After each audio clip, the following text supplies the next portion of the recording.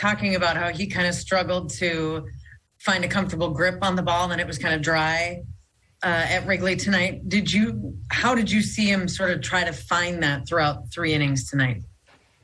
That's what it looked like. That's I think exactly what played out. I think the command for Griff on all of his pitches was a little hit or miss. It was there for a period of time. It wasn't other times. But we were talking in the dugout a lot about the fact that this is really the first game that we played with some cool, dry weather.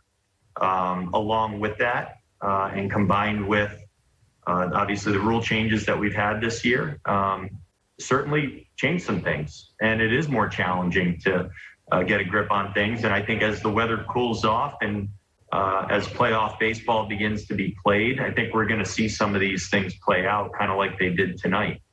When our relievers came in, we reminded some of them that they can blow in their hand and try to create a little bit of, almost moisture, something to give you some kind of feel for what you're doing, because the balls are pretty slick. Even Garv was saying that when I would go out to the mound, he would say these balls are really slick right now. So I think that was part of it, but we have to find ways to still be able to pitch even with, weather like this. It's cool out. It's not even that cold yet.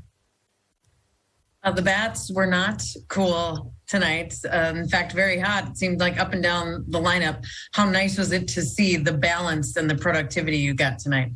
Yeah, it was really an explosive effort from our guys. You could point to a number of them. I can if you want, but really everywhere you look, there were good swings. There were guys that came up in situations with people on base, getting it done. It felt like we had guys on base all day long. It also felt like, and you can't fall prey to this, but it felt like it wasn't necessarily a 4-run game. It felt like we had scored more runs than we actually have. We scored a bunch of runs. So we had to stay locked in every way to win this ball game. But overall, it was a very nice offensive performance from our guys. Rocco, how's Buck? He looked like he was a little ginger there after he got hit in the foot. Yeah, I think his foot was pretty numb. I don't think he could feel it at all, but those are the kinds of things that guys do play with a lot. And I think it hit him squarely. He just needed a second. That we went out there and told him, we're just here to give you a minute to kind of regain some feeling there. But ultimately, he said he was fine. And obviously, we're going to check on him now. We're going to check on him tomorrow to make sure he's doing okay, make sure nothing swells up. It hit him pretty good, though, but he's not coming out of the game for that. Rocco, I'm filling in for Doe from MLB.com. I know you, in the pregame, you talked about getting Mitch Garver back and kind of stretching out the lineup. Just what did you see out of him tonight in his first game?